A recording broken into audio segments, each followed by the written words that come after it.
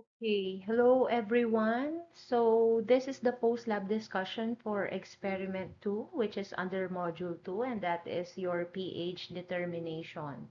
So this presentation is actually care of Mr. Christian Noel Miranda or Sir Chan, who was the former instructor for organic chemistry. So before we proceed to the actual experiment, I will first give you a brief introduction or discussion about pH. So what is pH? pH refers to the potential of hydrogen, and it was proposed by Soren Sorensen in 1909. It is defined as the negative of the logarithm of the concentration of hydrogen ion. So pH is actually a logarithmic scale from 0 to 14 that measures the acidity or basicity of aqueous solutions based on hydrogen ion concentration. That is why it is also referred to as the potential of hydrogen. So a pH of 7 is actually neutral, as with pure water, of course, while values below 7 are acidic and above 7 are basic. Each whole pH value below 7 is 10 times more acidic than the next higher value. So for example, if a substance has a pH of 4, then it means it is 10 times more acidic than the one with a pH of 5. Now, another with pH is self-ionization of water. So, in the self-ionization of water, the amphiprotic ability of water to act as a proton donor and acceptor allows the formation of hydronium and hydroxide ions in equilibrium. So when you say amphiprotic, that means it is capable of both donating and accepting a proton. And in pure water, the concentration of hydronium ions equals that of hydroxide ions. At 25 degrees Celsius, the concentrations of both hydronium and hydroxide ions equal to 1.0 times 10 raised to the negative 7 power.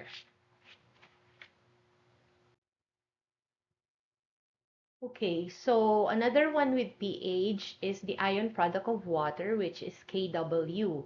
So this is the equilibrium condition for the self-ionization of water and is expressed as follows with the following equation. So the ion product of water, or Kw, is the product of the molar concentrations of hydronium and hydroxide ions in water at 25 degrees Celsius. It is the equilibrium constant for water's self-ionization, showing the balance between neutral water molecules and the resulting ions. Meanwhile, with Sorensen, pH is defined as the negative of the logarithm of the concentration of hydronium ions, and this is represented by this equation. And then we also have pOH. So the pOH of an aqueous solution, which is related to the pH, can be determined by the following equation. So pOH is actually a measure of the hydroxide ion concentration in a solution defined as the negative logarithm of the hydroxide concentration, which is represented by this equation. pOH is equal to the negative logarithm of your hydroxide ions. It is used, or pOH is used to determine the basicity or alkalinity of a solution, with the lower values indicating higher hydroxide concentration. To make it more simple, it indicates the concentration of hydroxide in a solution. Now, with the pH and pOH, um, they are actually related, but they are inversely related. Again, pH and pOH are inversely related. So describing acidity and basicity, their sum always equals to 14 in aqueous solutions at 25 degrees Celsius, which is expressed as pH plus pOH equal to 14, as you can see there on the second equation. Meaning, if one increases, the other decreases, reflecting the equilibrium between hydrogen and hydroxide ions in water. So how are they inverse in nature? Um, as your pH rises, which means the solution becomes more basic, your pOH falls or decreases, and vice versa, because the concentrations of hydrogen and hydroxide ions change inversely as shown by the ion product of water, which is represented by the first equation. Okay? And now, how to use this relationship? In order for you to find pH, you just simply need to subtract pOH from 14. And on the other way around, in order for you to find pOH, you need to subtract pH from 14. Like, let's say, for example, if a solution has a pH of 3, then its pOH is 14 minus 3, and that is equal to 11. So the pOH is equal to 11 if the pH is equal to 3. Another, if the solution has a pOH of 8, for example, then its pH is 6, since you subtract the pOH of 8 from 14. So what do they measure? What does pH and pOH measure? For pH, it measures acidity and alkalinity based on hydrogen ion concentration or hydroxide concentration. So it measures both acidity and basicity. Meanwhile, for pOH, it measures the basicity or alkalinity based on hydroxide ion concentration only. And then, since acids increase the amount of hydrogen ions present and bases increase the amount of hydroxide ions, under the pH scale, the strength of acidity and basicity can be measured by its concentration of hydrogen ions. This scale is shown with the following formula. So pH is equal to the negative logarithm of hydrogen ions. And then for the pH scale, so this is often measured on a 1 to 14 range. So as mentioned earlier, a pH that is less than 7 indicates acidic properties. And a pH greater than 7 indicates basic properties, while a pH that is exactly at 7 is neutral. So the higher the hydrogen ion, the lower the pH. Therefore, the more acidic your solution or sample is. So this is an example of your pH scale wherein it shows a few examples of substances or even household items with their corresponding pH. So you have, as you see, of course, for 7, you have pure water. And as you go down the scale, you have your acidic substances, which are milk, rainwater, soda, vinegar, lemon juice, stomach acid, and the most acidic is hydrochloric acid. And as you go above your 7 scale, or pH 7, uh, you have your egg whites, baking soda, ionized water, ammonia, mineral lime, bleach, and sodium hydroxide as the most basic. So, um, mineral lime is actually or refers to inorganic materials primarily of calcium oxides, which is also known as your quicklime or calcium oxide. And then hydroxides also, like your slake lime or calcium hydroxide, which are derived from heating or processing limestone or chalk, your calcium carbonate, okay, chalk. So now we go to pH indicators, which are primarily the content of your experiment. So pH indicators exist as liquid dyes and dye-infused paper strips. They are added to various solutions to determine the pH values of those solutions, whereas the liquid form of pH indicators is usually added directly to solutions. The paper form is dipped into solutions and then removed for comparison against a color or pH key. So examples of paper strips as pH indicators are your litmus paper and pH paper. So you use this in the experiment. And then for liquid indicators or liquid pH indicators, of course, you have your phenolphthalein, which you also use. Now, the universal indicator is actually your phenolphthalein test solution. So it is a pH indicator composed of different chemical compounds.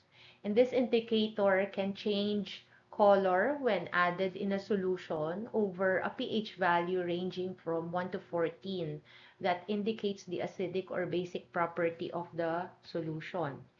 Phenolphthalein is a widely used pH indicator that is colorless.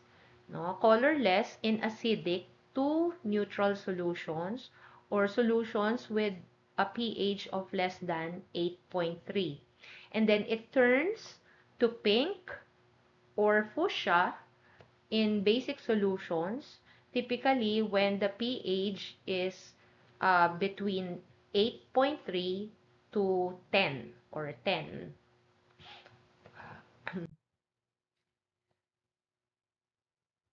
So we have here um, sample pictures, no, for your phenolphthalein. So the resulting solutions with your phenolphthalein test solution.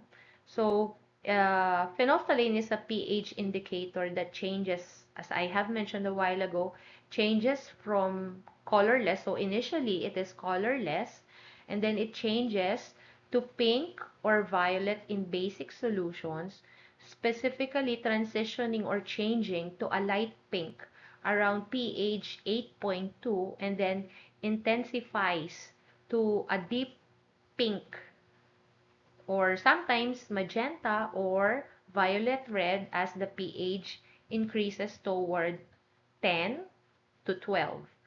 So phenolphthalein is colorless in acidic solutions, as I mentioned earlier. As a common pH indicator used in titrations, when you go to QC1, no, um, so you're going to use phenolphthalein most of the time when you perform titrations. So it remains colorless in solutions with the pH below approximately 8.2 to 10.0. It only turns pink or magenta in basic or alkaline solutions. And then for another in pH indicator, you have your litmus paper. So you did litmus paper test. So it is a pH indicator paper coated with an organic dye, which changes color in the presence of acids and bases. So litmus paper is used when determining whether a solution is acidic or basic. Your litmus paper does not provide accurate information regarding the strength of the acid or base. Chemically, litmus test is just a test for the acidity or basicity of a substance and is defined by the following rules. So it doesn't tell you what pH your solution has. So it just determines whether your solution is acidic or basic. So your red litmus paper changes to blue when you have a basic solution. And your blue litmus paper turns to red when you have an acidic solution. So you have here a picture of your litmus paper. So as you see there on the picture below, on the one on the right side, so your acids turn your blue litmus paper to red, while your bases turn your red litmus to blue. And then next is your pH paper. So pH paper is the strip, or it's a special paper strip that can be used to find the approximate pH of a solution based on the change of color when immersed in the solution. So if you're going to compare your pH paper with your litmus paper, um, this is more approximate than your litmus paper. So it can give you a value or a pH value when used. So pH paper or your test strips, these are actually considered as quick, affordable tools used to determine the acidity or alkalinity of your liquids, typically with a 0 to 14 scale. So what you did in the laboratory is that you measured, or you were able to measure the pH of the different solutions based on the box, the container of the pH paper, comparing it with the data that they have there. So pH paper is widely used in water testing, in laboratories, in soil, testing of soil, and in for health purposes also.